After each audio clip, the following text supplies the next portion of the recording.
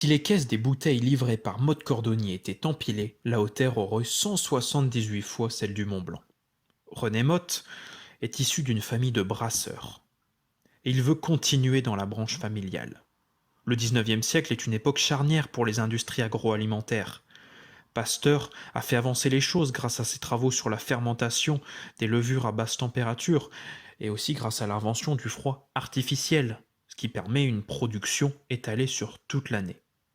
Avant la Première Guerre mondiale, au moment où René Motte veut se lancer pleinement dans la construction d'une nouvelle brasserie de grande taille, les brasseurs sont très nombreux autour de l'île.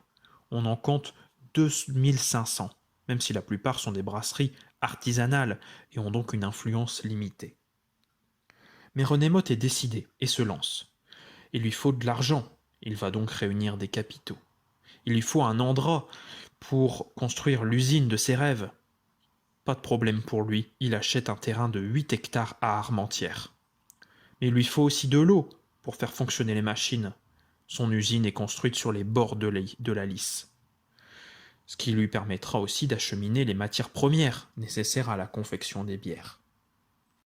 Alors qu'il semble lancé, un événement d'envergure internationale vient perturber ses plans, la Première Guerre mondiale. Il lui faudra donc patienter jusqu'en 1923 pour que la production des bières Motte Cordonnier puisse être lancée.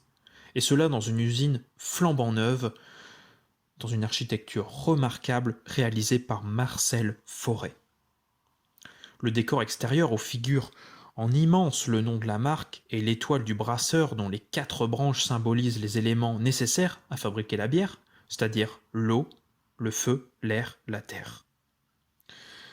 Un bâtiment très important pour montrer la puissance de l'entreprise, le décor intérieur est tout aussi soigné, avec un bureau du patron en style art déco, une salle de dégustation qui est construite en style néo-gothique, donc rien pour lui n'est laissé au hasard.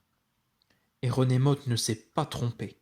Sa brasserie prend de l'ampleur jusqu'à devenir la première du département, employant des centaines d'ouvriers.